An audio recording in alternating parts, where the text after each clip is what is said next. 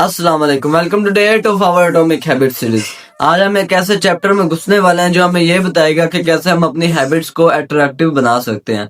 देखो, हर इंसान चाहता है कि वो एक्सरसाइज करे, वो स्टडी करे या कोई ना कोई न्यू स्किल सीखे, लेकिन प्रॉब्लम ये होती है कि ये सारी हैबिट्स हमें बोरिंग लगती हैं और हम इन्हें छोड़कर वापस उन्हीं पुरानी हैबिट्स की तरफ चले जाते हैं जो हमें इंस्टेंटली रिवार्डिंग लगती हैं, जैसे social media scrolling, junk foods या एंटरटेनमेंट वगैरह।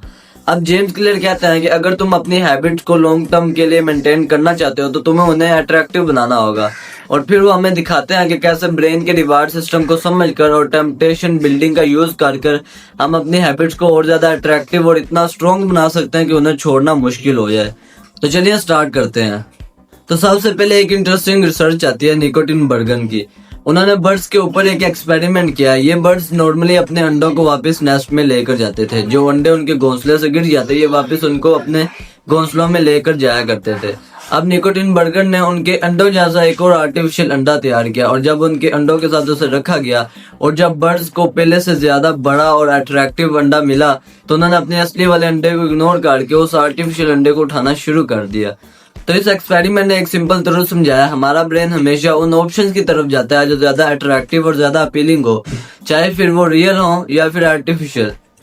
और यही प्रिंसिपल आजकल की कंपनीज यूज कर रही हैं।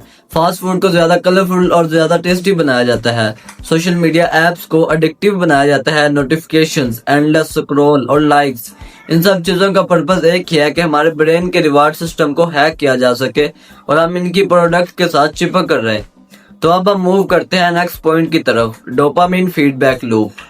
जेम्स क्लियर कहते हैं जब हम कोई रिवार्डिंग एक्टिविटी करते हैं जैसे सोशल मीडिया स्क्रॉल करना या कोई टेस्टी फूड खाना, तो हमारे ब्रेन में डोपामिन रिलीज होता है और वही डोपामिन हमारे ब्रेन को सिग्नल देता है कि इसी काम को दोबारा रिपीट किया जाए। और इसी तरह एक डोपामिन फीडबैक लूप बन जाता है, क्यू, क्रेविंग्स, रिस्पॉन्स और रिवार्ड, जो हमें बार बार उसी हैबिट्स को रिपीट करने पर मजबूर करता है। आपने नोटिस किया होगा कोई ऐसा काम जिसे करने में आपको मजा आता है और आप उसी काम को बार बार करते हो, और ये डोपामिन फीडबैक लूप की वजह से ही होता है, क्योंकि आपको उस काम में खुशी मिलती है और आप उस खुशी को बार बार फील करना चाहते हो। अब सरप्राइजिंग पॉइंट ये है कि डोपामिन पीक सिर्फ रिवार्ड मिलने पर नहीं बल्कि रिवार्ड की एक्सपेक्टेशन पे ज्यादा होता है।